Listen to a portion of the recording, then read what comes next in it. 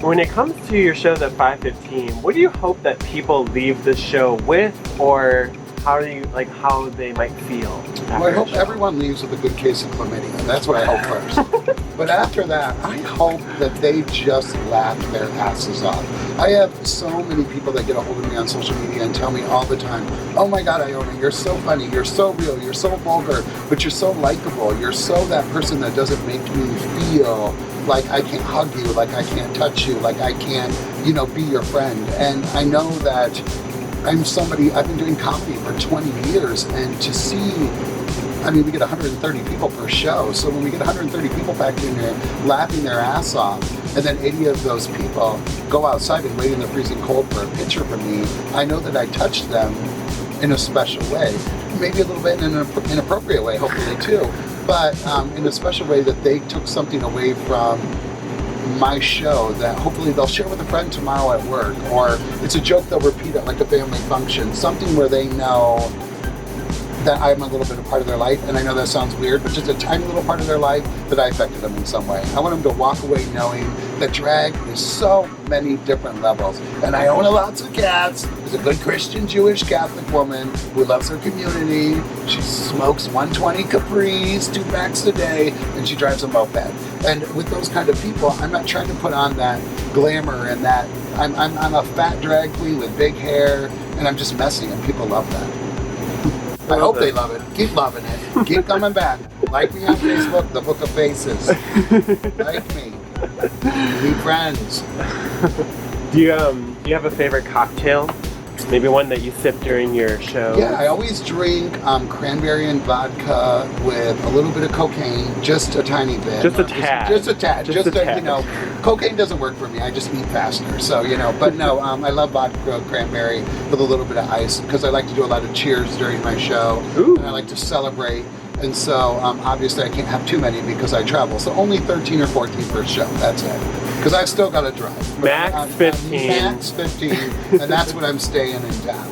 If you had a makeup line, what would you call it and what would you sell product-wise? Wow, that is a funny question. I feel like I'm at a beauty pageant. It's like the question and answer portion. Well, judges, I'm going to say if I had a makeup line, what would I call it and what would I sell? I would probably, I wear very little makeup, just a little moisturizer and mascara. I go out there very natural. So I'd probably call it Fat and Classy. That's what I would call my makeup line. And I would sell things like red lipstick, black mascara, war paint, things that basically could make a woman feel natural. So, just a lot of blue eyeshadow, a lot of red lips, and just a little bit of prayer. A little bit of prayer in there as well, because God, I hope it works. Prayer sold separately. Prayer sold separately. That's a gift with purchase. And prayer does not include batteries. I don't know if this is working today or not, so we'll see. That's the way I end I've been a makeup artist for 22 years, and every single time at the end of it, I'm always like, that'll do. So, that's how I'd sell makeup. I like Fat and Classy. Let's start Fat and Classy. That's a good one. I think it would sell good. It's catchy. Body positivity. What are you wearing today? Fat and Classy. By the way, this purple you have on is showing so well in the video. Oh, good. It's one of my fancy. It's kind of like, it's like all this sea of like gray and black, and then it's just you in this like beautiful it's like I'm in the spotlight. Right, it's like this beautiful like purple turn just like emerging from these ashes. The ashes on my knees because I need the lotion. Have you had a favorite experience at 515? Maybe from a patron or just from a show that you just really felt good about? Oh my God. So my favorite experience from 515, are you ready for it? Yeah. You're going to think this is so fucking cheesy. I literally 2 months ago got my first standing ovulation. And I had been working my ass off on a whole new script, and I just tried a ton of new material. And it was a 10 o'clock show on a Friday night on a long weekend, and the entire audience just stood up and was applauding thunderously. And I was like, wow, that was like a moment to remember. It was right at my year anniversary of being here, and I was just like, every queen, every comedian, every entertainer, everybody always doubts themselves. No matter what, when I'm up on stage, I can't see shit, I can't hear shit. I'm just going for it and hoping that it works. So at the end of the show, you really wait to hope that people enjoyed it, because you don't know if you've offended them, you don't know if they thought you were funny, if you were too vulgar, and I'm really vulgar. And so sometimes I'm expecting for them to, you know, come at me with like pickets of like, you know, like crosses and, you know, like throwing holy water on me, like, oh, you're evil. And to see them all stand was amazing. But I will tell you, I will follow this up with that 515. I worked for many venues all over the state, all over, and 515 has been one of the best experiences I've ever had, because they appreciate their entertainers and they're really good to us. Hoping you're watching this, Gary.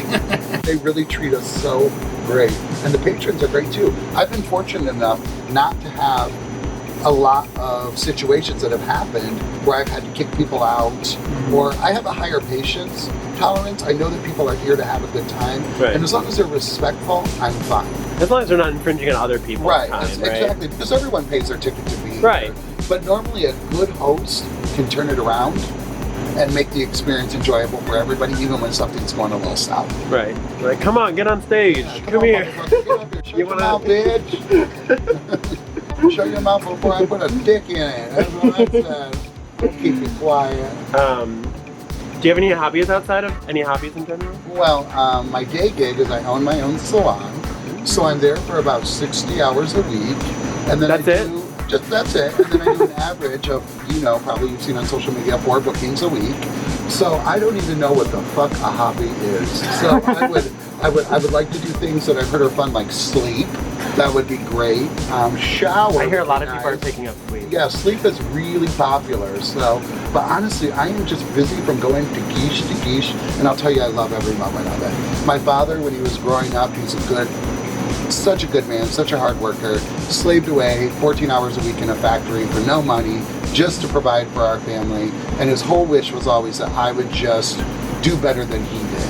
And to be able to make such a wonderful living, making people laugh, making people beautiful, I'm so blessed. You know, I don't need a hobby because I enjoy what I do. I'll call my husband my hobby. Every now and then I fit him in, so literally, every now and then I fit him in. But yeah, it's great being busy, because next year, who knows if they're going to want Iowna? Who knows if they're going to want me? Who knows if there's so many wonderful queens out there? So I just really live in the moment.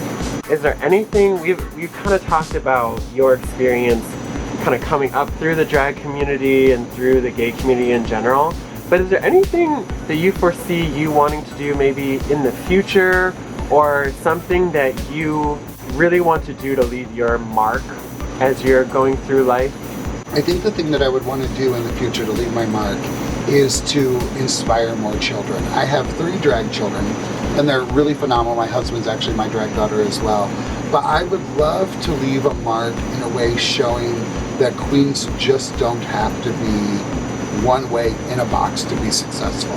You can do comedy, you can do glamour, you can do theater, you can do radio, you can do YouTube videos. There's so many different things that you can do, and we all find what we do the best and we stay there, because we're so scared that we're going to have that failure if we slide outside that box. And I think the thing that I want to leave the mark is that when people think about Iowna Lotza-Katz, that they go, that bitch did everything and she was successful at every single thing she did. Thank you.